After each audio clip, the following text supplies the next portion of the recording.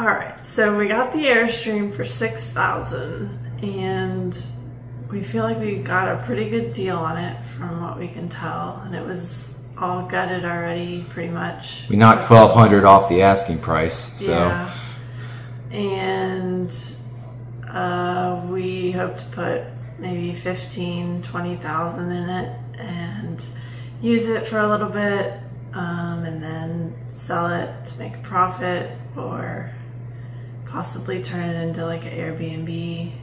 I think the plan is, we want to go out west maybe in a summer or two, or maybe 2 summers, maybe next summer, who knows.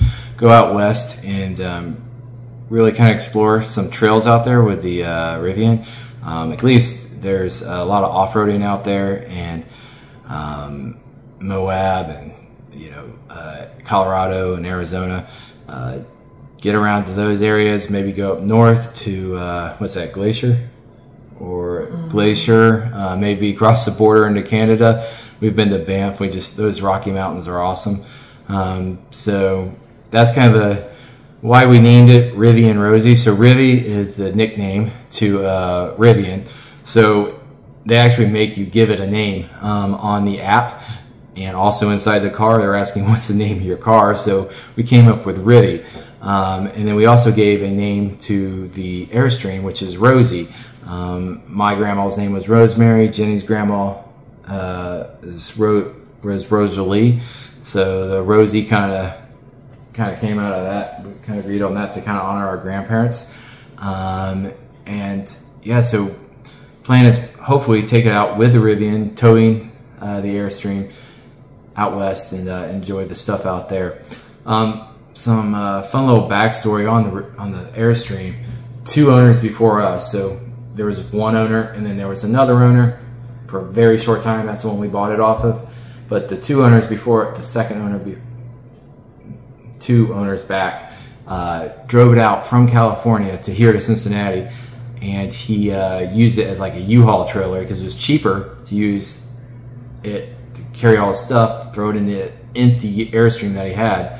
I think he gutted it once and bring it over to the Airstream. And the guy that bought it off of him was going to turn it into like a coffee bar, coffee stand.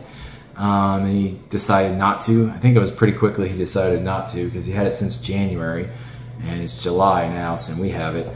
But hopefully that's not us, where we don't change our mind. Yeah, we see a lot where people buy them and just realize how much work it is and say, forget this, sell it. So I don't know, we'll see. We do have a great support system. I know we've got it pulled up at Jenny's brother's property, which they can have a shared barn with Jenny's dad. A newer barn, that very tall garage door.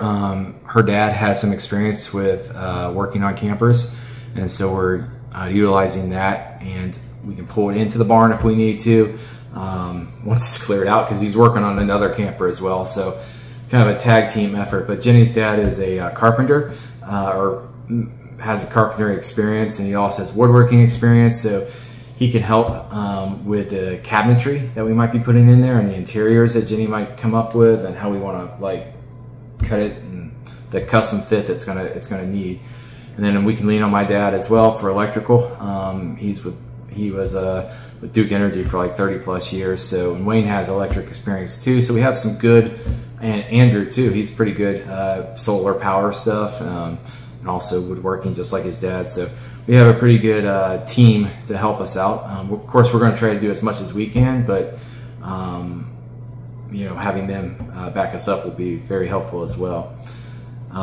So this morning, as you'll see, was able to go up there and pull out all the interior skins. The purpose of that is, once you see, it's pretty rotten and disgusting on the inside. Those skins probably have not been replaced since 1967. Maybe once before, but even that, even if it was replaced in the 90s, or like 20-something years old, or 30 years old.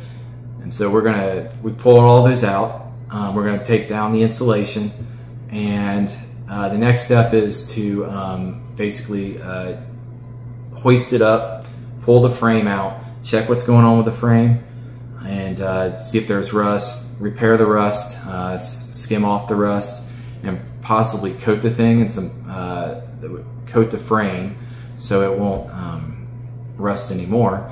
And then we have to replace the whole subfloor. And then we attach the Airstream back to it, and then we can start building out from there.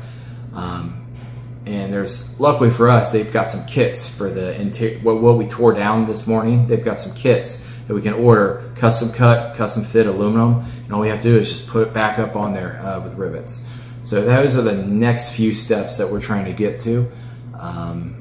And other than that, anything else? All right. All right, this morning we are going to try to take off all these skins. Watch some YouTube videos, and they say to replace the skins is going to be easier than trying to clean up the skins. So we're going to try to get all these skins off. I got to get all these rivets off. Looks like,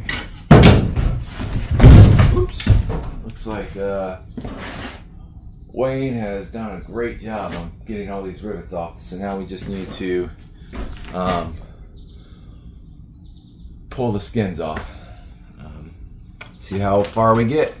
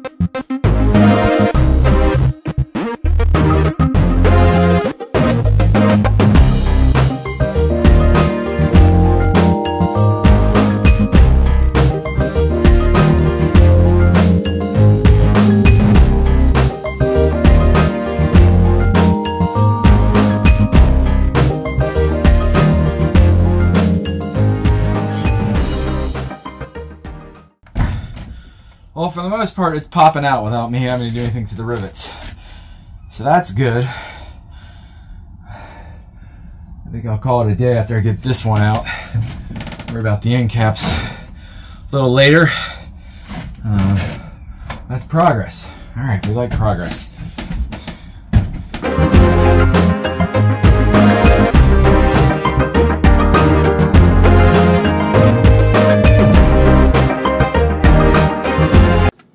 Take two, because Jenny let me know it's called a gantry.